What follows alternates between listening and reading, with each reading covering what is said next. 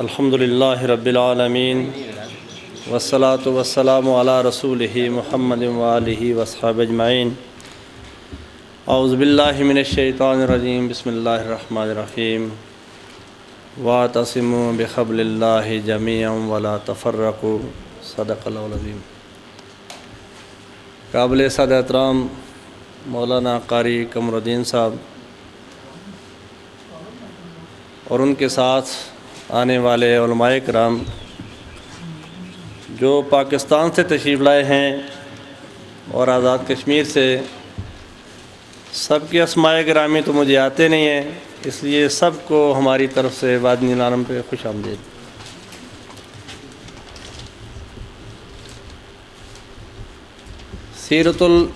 سیرت امام الانبیاء کانفرنس ہر سال تقریباً یہی منعقد ہوتی ہے اور اسی موسم میں، لیکن میری ایک گزارش ہے اپنے دوستوں سے کہ جو ہمارے مقامی دوست ہیں وہ کانفرنس کا ٹائم مقرر کرنے سے پہلے یہاں کے ذرا حالات دیکھ لیا کریں تاکہ زیادہ سے زیادہ لوگ یہاں سے مستفید ہو سکیں۔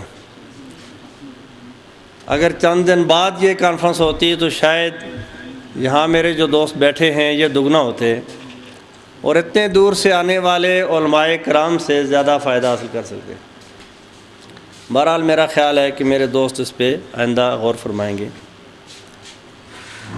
سیرت کے عنوان سے تو ظاہر ہے جو مہمان تشریف لائے ہیں وہی گفتگو کریں گے، میں صرف چند باتیں گزارش کروں گا۔ پہلی بات تو یہ ہے کہ نبی اکرم صلی اللہ علیہ وسلم اس دنیا میں تشریف جو لائے ہیں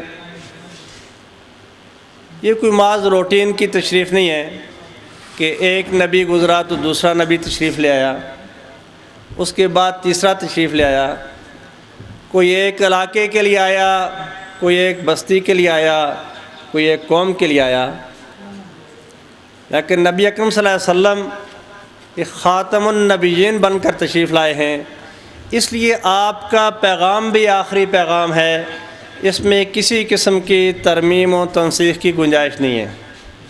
اور ہر وہ شخص باطل پہ ہے جو اس میں اپنی طرف سے کوئی ٹوٹے لگائے، خواہ ان کی کیا نوعیت ہو، وہ توحید میں اپنی طرف سے ٹوٹے لگائے وہ بھی باطل ہے، وہ رسالت میں ترمیم و تنسیخ کرے، اپنی طرف سے احکامات جاری فرمائے وہ بھی باطل ہے، وہ حاکمیت کے اصولوں میں اپنی طرف سے قوانین بنائے وہ بھی باطل ہے۔ تو نبی اکرم صلی اللہ علیہ وسلم نے جو سب سے پہلا نقطہ انسانیت کے لیے پیدا کیا، ان کے سامنے پیش کیا، وہ یہ تھا کہ انسانوں کو انسانوں سے اور انسانوں کے بنائے ہوئے خداؤں کی غلامی سے نکال کر ایک اللہ وحدہ لا شریک کی غلامی میں دینا۔ اس کے بعد دوسری جو اہم چیز وہ یہ تھی کہ جو بھی لوگ وہ غلام، آقا، امیر، غریب کسی سرزمین کے ہوں، جو اس پہ ایمان لائیں ان کی تربیت کرنا، ان کو اللہ کی بندگی کے احکامات سکھانا، ان کو اسلام کے مطابق زندگی گزارنے کے اصول سکھانا اور ان کو ایک کر دینا، قبائلی سسٹم ختم کر دینا، تفرقہ بازی ختم کر دینا، یہ معیشت کی اونچ نیچ، امیر و غریب کا تصور ختم کر کے سارے انسانوں کو ایک لڑی میں پرو کر بھائی بھائی بنانا۔ اور تیسری چیز جو نبی کریم صلی اللہ علیہ وسلم نے ہمارے سامنے رکھی وہ یہ تھی کہ یہ جماعت جو اللہ کی بندگی کا اقرار کر چکی، جو اب ایک لڑی میں پرو کر بھائی بھائی بن چکی، اب اس کا فرض ہے کہ ہر باطل کو مٹانے کے لیے ہر طرح کی جدوجہد کرے،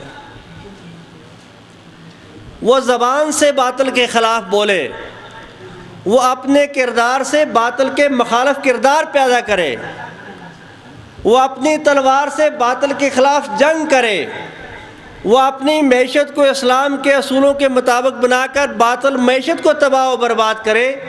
تو باطل کے خلاف ہمہ جد و جہد کرنا یہ نبی کریم صلی اللہ علیہ وسلم کے امت کا پہلا مشن ہے۔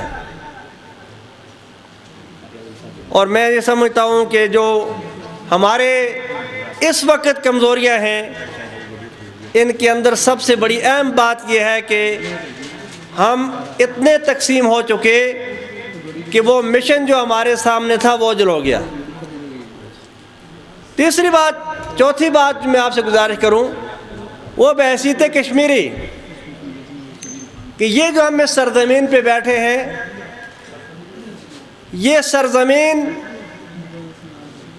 آدھی سے زیادہ ڈائریکٹ کفر کے قبضے میں ہے۔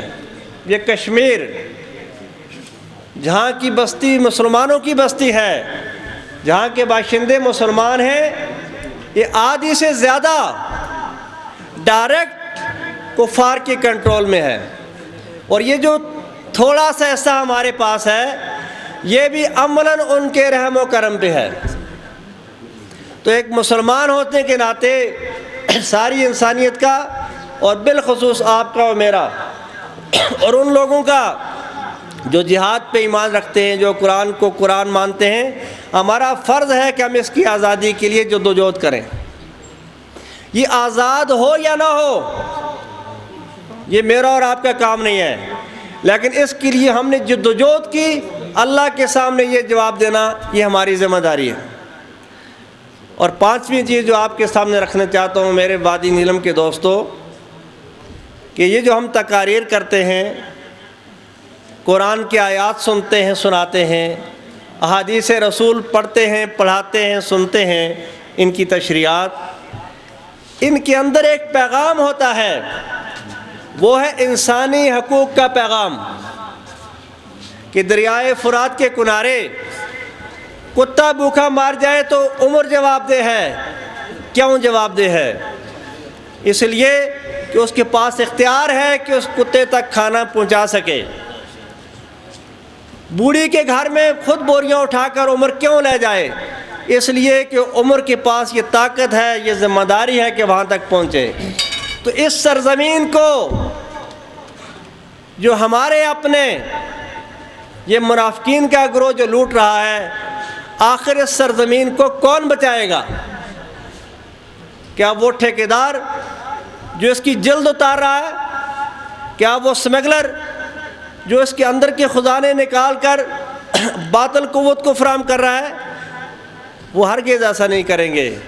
تو میری گزارش یہ ہے کہ سرزمین کے لوگوں، آپ کا کسی طبقے سے تعلق ہو، آپ کی کوئی سی برادری ہو، آپ کا کوئی سا مسلک ہو، اس کو بچانا بھی فرض ہے، اور یہ فرض بھی کوئی غیر سنت نہیں ہے۔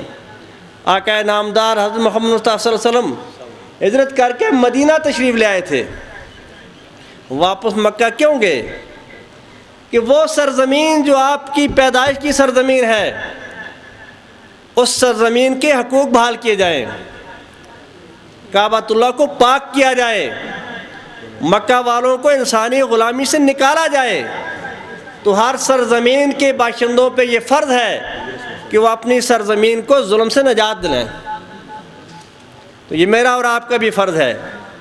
تو دعا کریں اللہ تعالی ہمیں بہتر مسلمان، بہترین انسان، باغیرت مسلمان اور مجاہد بنائے، اور دنیا اور آخرت کی ساری کامیابیاں ہمیں اللہ عطا فرمائے۔ وأقول قولی ھذا واستغفر اللہ۔